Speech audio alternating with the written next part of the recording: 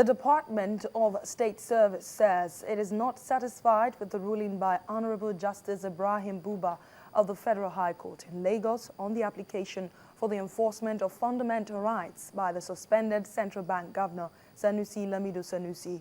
The service is insisting that the act of impounding the passport of Malam Sanusi in line with Section 3, subsection 2B of Instrument SSS number 1 of 1999, made pursuant to Section 6 of the National Security Agencies, which reads, "The State Security Service is hereby empowered to impound and keep in its custody the passports for any other property of persons or organizations under investigation if considered appropriate by the Director General. Returns of all such seizures shall be rendered to the National Security Advisor, while such passports shall be returned to the owners as soon as the investigation is concluded."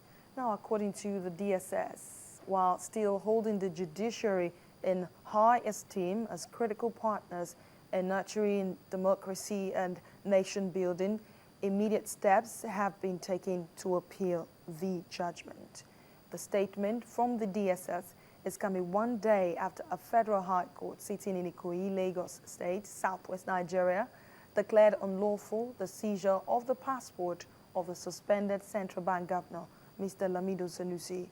The court also asked the federal government to tender an apology, that's a public apology, to Mr. Sanusi and also return his passport, as well as pay the sum of 50 million naira as damages in favor of the suspended CBN governor.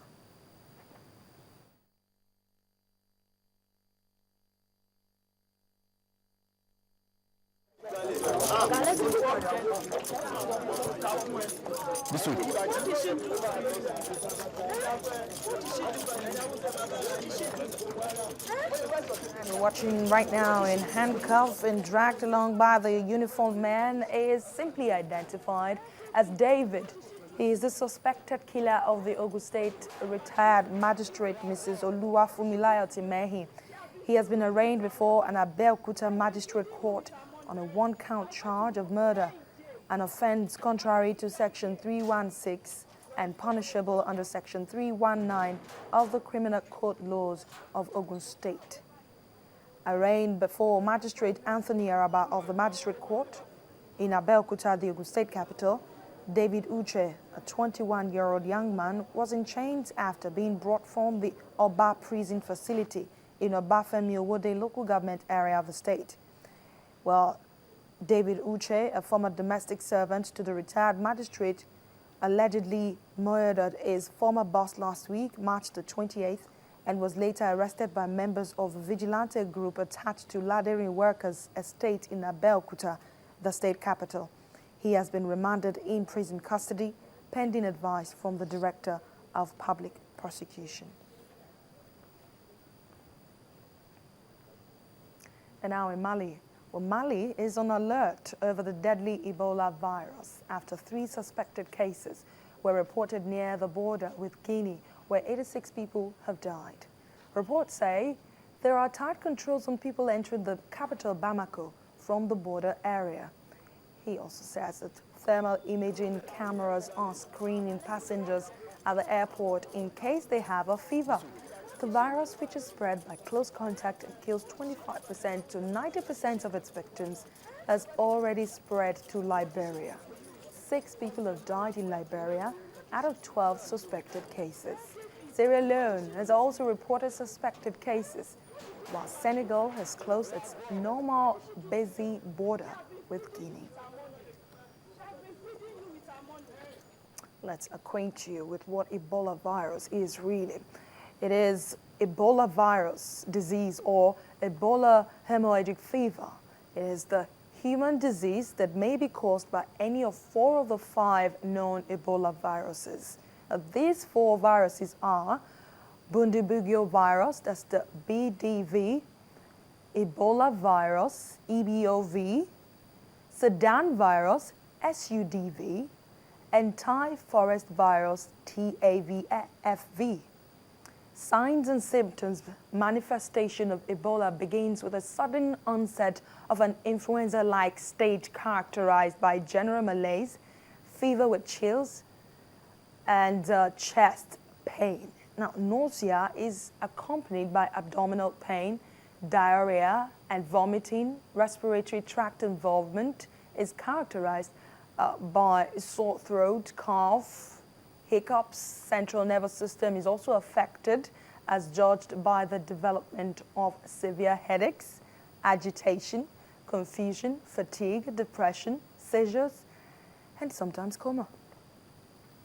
Well, this could lead to death due to multiple organ dysfunction syndrome, due to fluid redistribution, hypertension, disseminated intravascular coagulation, and focal tissue necrosis. Well, the mean incubation period is 12, but can be as long as 25 days. These are some of the causes. The disease infects humans through close contact with infected animals, including chimpanzees, fruit bats, and forest antelope. It then spreads from one person to another by direct contact with infected blood, bodily fluids or organs, or indirectly through contact with contaminated environments.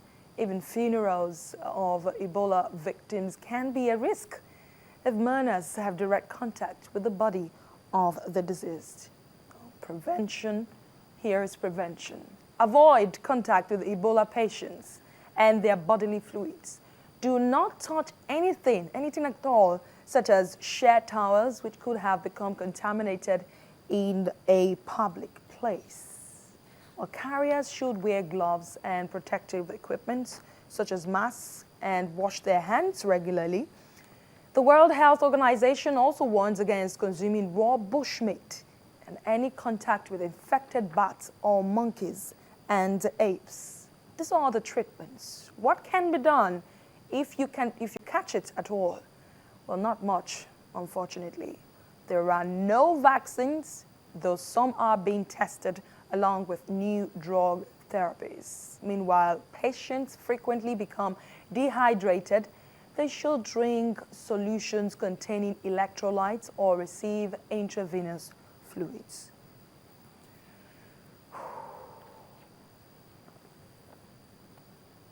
That sounds scary. But let's move on now. A day after Chad announced its intention to pull out its troops from the Central African Republic, the UN has accused Chadian soldiers of killing 30 civilians and seriously wounding more than 300 others in an indiscriminate attack on a market on March the 29th in Bangui. Now, spokesman for the UN Human Rights Office, Rupert Colville, said a convoy of pickup trucks from Chad's regular army, not part of an African Union peacekeeping force, entered the market and started firing in all directions. He said investigations revealed that the attack appeared to have stopped when Congolese peacekeepers arrived on the scene. Previously, local officials and aid workers had put the death toll at least 10, with 30 wounded. Still in Africa, Guinea-Bissau's ex-president Kumbalaya, who ruled the former Portuguese colony from 2000 until 2003, has died. A former philosophy teacher, Miala won presidential elections in 2000 following a bitter civil war in the late 1990s. He was ousted 3 years later in one of the West African nation's many military takeovers. His death at the age of 61 comes 10 days before elections intended to draw a line under the latest coup in 2012. Guinea-Bissau is one of the poorest countries in the world and has been further destabilized by the booming illegal drug trade from Latin America, which uses it as a staging post for the European market.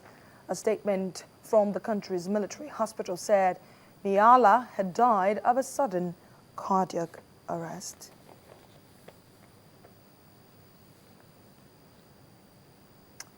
In other news, the former Formula One champion Michael Schumacher is showing moments of consciousness. And this is great news after months in coma.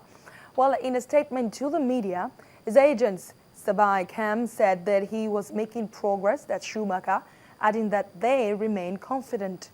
Doctors in France have been working to bring the 7-time champion out of a medically induced coma.